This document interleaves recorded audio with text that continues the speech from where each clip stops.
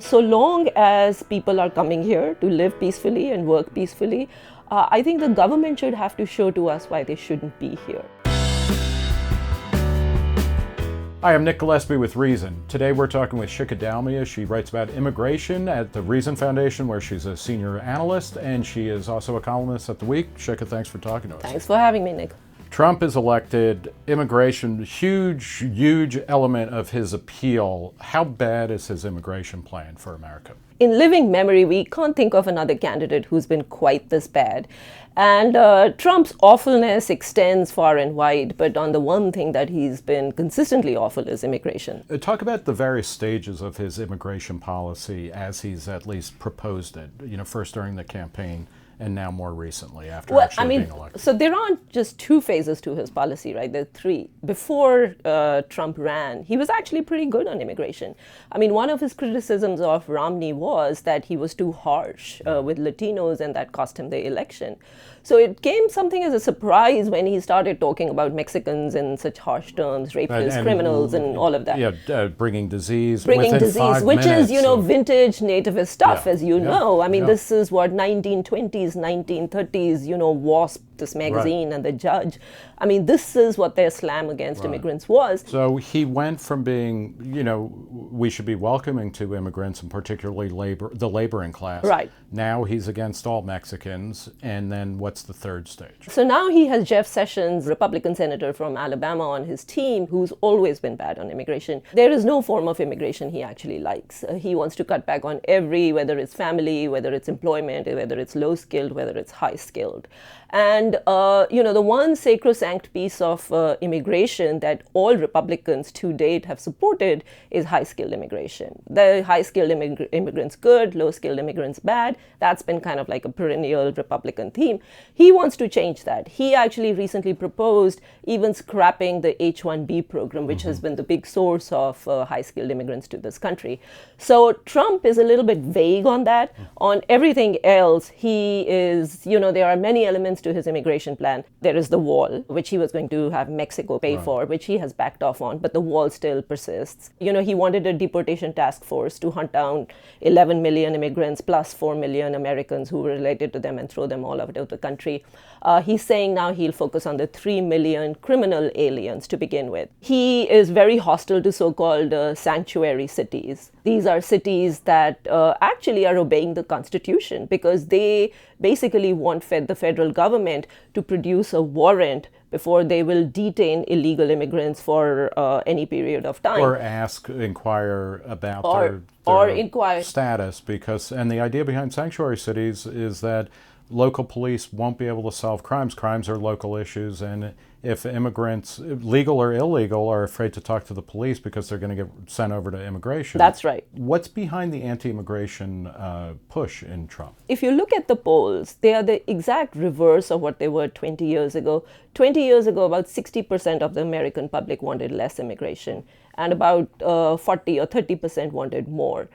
After 20 years of immigrant bashing by various Republican, conservative talk show hosts, it's actually flipped. Now 60% want more immigration and 30% want less immigration. And yet, so it's a bit of a mystery how Trump has gotten where he has.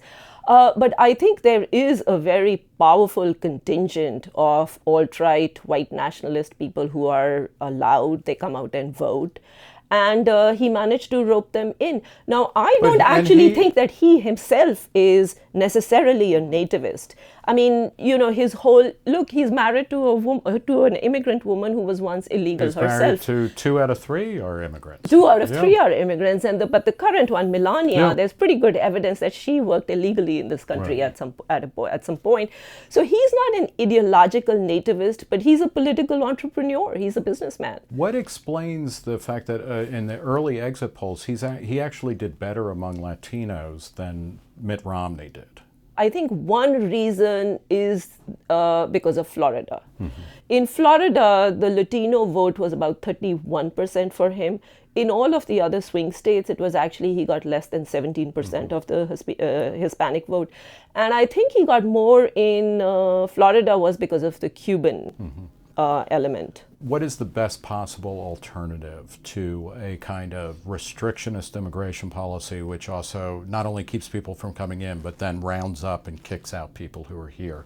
What's the best that we can hope for over the next few years? My hope for Trump is this. If I were advising him, what I would say to him is, okay, you want to secure America's borders. I mean, that's his central promise, right? Let's just tweak the way you're going to do it. You cannot really secure the border so long as the incentive to come to this country illegally is what it is. There is a great deal of demand for low-skilled workers. What we need with Mexico is a guest worker program. So let's begin a guest worker program. Let's give people legal avenues to come to this country, which means let's stanch the future flow of illegals. And once we see how much that actually cuts down on illegals, then let's see whether you need to build your wall and how many people you need to throw out of the country. So don't give up on your promise, but at least reprioritize it and start with something that's likely to work rather than something that's not likely to work. And so that's if you're advising Trump. If you could write immigration policy, on a clean sheet of paper, what would it be? I am in favor of very liberal immigration policies. I think anyone who comes to this country, if they have a job or if they are here to join an American, it is because some American wants them here. So, so long as people are coming here to live peacefully and work peacefully, I think the government should have to show to us why they shouldn't be here. Right now, the presumption is the other way around. Americans have to show to the government why they should bring somebody here. I think that presumption should be switched.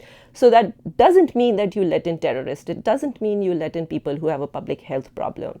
You let in people, the government does proper scrutiny, but you don't have a blanket ban on people coming into the country, which is the policy that we effectively have right now. Well, thank you. We'll leave it there.